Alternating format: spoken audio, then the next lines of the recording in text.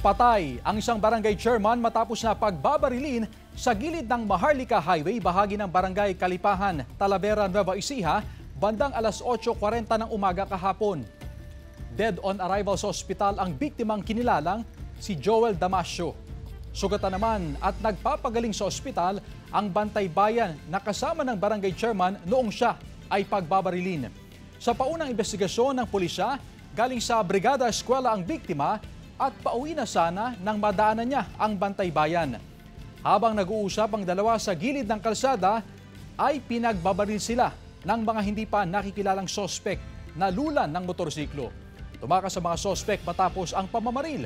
Wala pang pahayag ang mga kaanak ng biktima.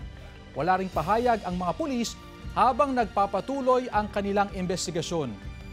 Ayon sa ilang opisyal ng barangay, mabait at walang kaaway ang biktima. Palaisipan daw sa kanila ang pamamaslang sa kanilang punong barangay. Mabait na tao po yan. Kaya nga po yan nagka-problema nanalo pa rin pa yung huling buwan niya. Pero wala po siyang pagbabanta? Wala po kaming nakuha na pagbabanta naman sa kanya.